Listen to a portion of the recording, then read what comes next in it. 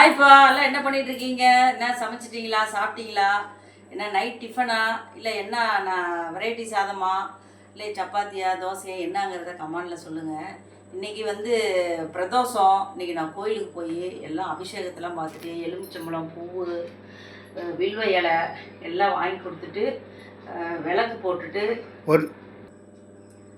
இன்றைக்கி இது கோயிலுக்கு போய் அபிஷேகம் அர்ச்சனை பண்ணிவிட்டு அதுக்கப்புறம் நம்ம சிவனும் பார்வதியும் ஊர்கள்லாம் வந்து எல்லாம் சுற்றி சாமி கும்பிட்டதுக்கப்புறம் பிரசாதமும் வாங்கிட்டு வந்தேன். அதுக்கு வாங்கிட்டு வந்ததுக்கப்புறம் மன திருப்தியாக இருந்தது.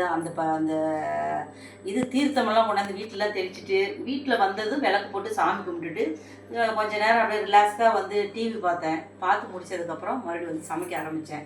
சமைச்சு முடிச்சுட்டேன். வாங்க இன்றைக்கி அம்மா வீட்டில் என்ன சாப்பாடுன்னு பார்க்கலாம். அப்பா வந்து எனக்கு ஒரு பிடி சாதம் இருந்தால் போதுன்ட்டாரு. இங்கே பாருங்க சூடாக அவருக்கு மட்டும் வடித்து வச்சுட்டேன்.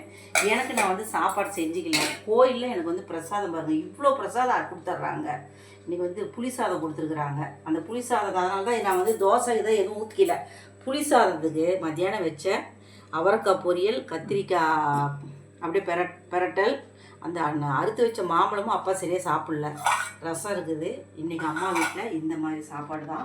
உங்கள் வீட்டில் என்ன சாப்பாடுன்னு முடிஞ்சால் கமெண்டில் சொல்லுங்கள். இன்றைக்கி ஒரு உறவுகளுக்கு வந்து திருமண நாள். பேர் சொல்லுங்கள். சரஸ்வதி கார்த்திகேயா. சரஸ்வதி கார்த்திகேயன் அவங்களுக்கு இன்றைக்கி வந்து திருமண நாள். பல்லாண்டு பல்லாண்டு பல நூறாண்டு நீங்கள் வாழணும்னு மனசார நான் வந்து வேண்டிக்கிறேன்ப்பா. நீங்கள் தீர்க்க ஆயுசா தீர்க்க சுமங்கலியாக இருக்கணும்னு நான் மனசார வேண்டிக்கிறேன். ஓகேங்க, பாய்ங்க.